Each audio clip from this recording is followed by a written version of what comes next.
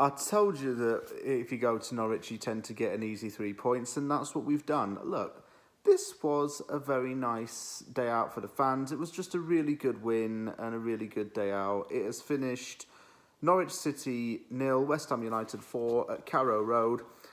First and foremost, West Ham needed to win that game in order to strengthen a 7th place finish. And given that Brighton beat Manchester United 4-0, it's helped us with our goal difference, not least with the clean sheet, and it's also given us a chance to potentially finish 6th if we win the last 2 games, and Manchester United loses its final game. We've got games in hand over United. And it also means that we can now finish no lower than 8th in the league table. David Moyes has got consecutive seasons with a top 10 finish. And that, if you ask me, is absolutely fantastic. We had to get over the disappointment of Thursday night and bounce back with a win, and we did so in quite a jubilant fashion. I thought that the whole team was very attacking, and look, Norwich are bottom of the league, and they're going down for a reason, because they just haven't been good enough this season, and that's not me being disrespectful, but they just haven't been good enough this season, and it shows when your team's struggling for goals and you can't get results. Let me start off with the team lineups. It was very attacking lineup. Souček was dropped for Benrahma, and it looked like a 4-1-4-1 formation, which was later changed to a 4-3-3 as the game went on.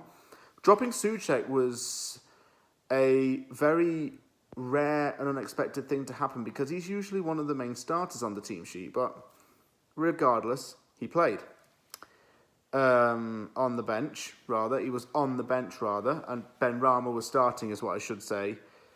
And, yeah, I was just surprised to see Souček being put on the bench there. But he has been run ragged this season. He's played nearly every single game, across different competitions. He's played in Europe, international games for the Czech Republic. He's played in the Premier League, of course. He's probably a bit knackered. So benching him wasn't a bad thing. Everything that I pretty much talk about is 95% West Ham heavy. There's not a lot of Norwich talking points to talk about. It was 1-0 with less than 10 minutes gone when Benrahma showed basically Norwich up. He showed Norwich's defensive weaknesses. He took a shot at Tim Krul. Krul's fist on the ball wasn't strong enough and the ball trickled over the line. And from that point onwards, Norwich just chased West Ham a lot. Timu Pukki was offside twice in that first half, and he was offside for the most part during that game. He could not stay onside, and he had no one to help him out.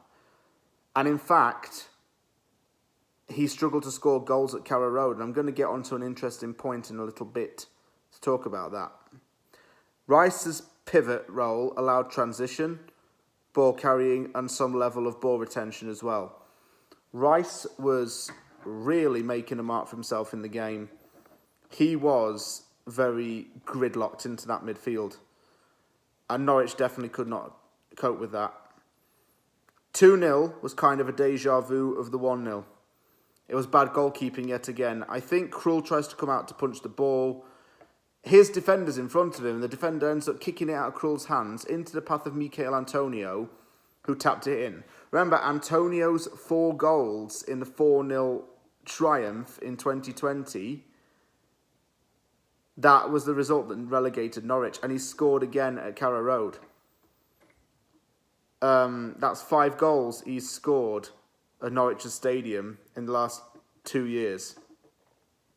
And it's a place that he really does love playing at, so it seems. I read a statistic somewhere, I think it was something like that Michail Antonio has scored more goals at Carrow Road than Timu Pukki has all season. Something like that. I'll have to double check it. But that's bad for Norwich, if you ask me. Fornals looked quite lively in the game. He showed some real good work ethic. Lanzini's deep line role helped him to pass the ball better. And I think we need to play him as a deep line midfielder next to Rice because they work well off of each other. Antonio, however, then started to show signs of struggle. He hurt himself and Andriy Yarmolenko had to warm up off of the bench. 3-0 came just before half-time. Benrahma with a thumping shot to get a brace. Excellent finish and a real killer instinct behind this. Bowen was played onside, and that gave Bowen the chance to pass it across the box and Benrahma to thump it home. I think it came off the crossbar and went in, but a thumping shot. You know, everyone's criticised Benrahma and said, sell him, sell him, sell him. Now you lot are apologising and saying, maybe we should give this guy another season. Because I certainly would. And it was 3-0 at half-time. I think the damage was done in the first half. There's not a lot to talk about, really, in the second half. Yarmolenko came on for Antonio. Pukki was offside yet again. And no one in the Norwich attack was there to meet crosses. Balls came in, and when they very rarely did, no Norwich players were even there to meet it. Penalty incident came. I think it was Jacob Sorensen who was accused of handballing when he tried to out-jump Craig Dawson. It was very clear handball because he palmed the ball like a volleyball. It was given. Lanzini stepped up to take the penalty. I would have given it to Benrahma just because Benrahma was on a hat-trick. But no, Lanzini took it and he converted it for 4-0. Then we had some injury problems. Dawson seemed to be struggling. He clattered into an advertising board and Mark Noble had to come on, who was celebrating his 35th birthday, so happy belated birthday, Mark.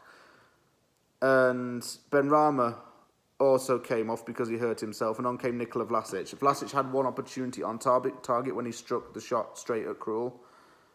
And in the one meaningful chance that Norwich did have was when Pukki went one-on-one with Fabianski, but still it was a half-tame effort, and it just bounced straight off of Fabianski, and it finished 4-0. Most of the goals were scored in the first half, and that's just getting the job done. It's getting the job done in style, but more importantly, a win is the win, and we're going to take that. That's a big 3 points for us. Now, we've got to play Manchester City and Brighton in our last 2 games. Manchester City, I'm not really confident of beating. Brighton, my confidence has dropped after they beat Manchester United.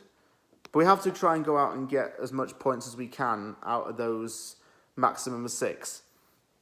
Now, everybody's still wanting to get into the Europa League, myself included.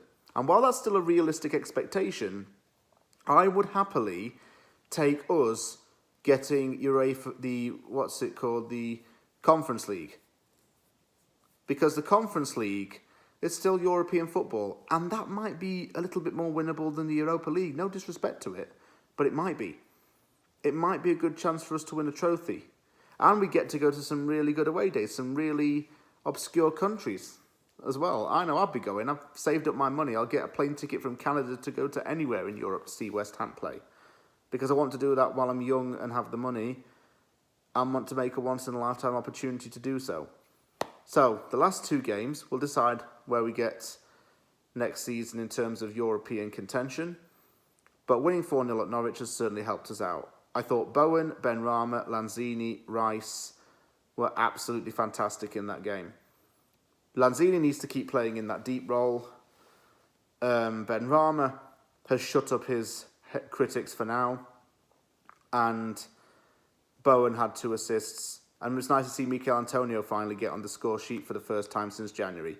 Plenty of positives. How can you slag off a 4-0 win? It's great. Thank you very much for watching The Aftermath. If you liked the video, hit the like button and don't forget to subscribe for more content. Take care, everybody, and I'll see you all soon.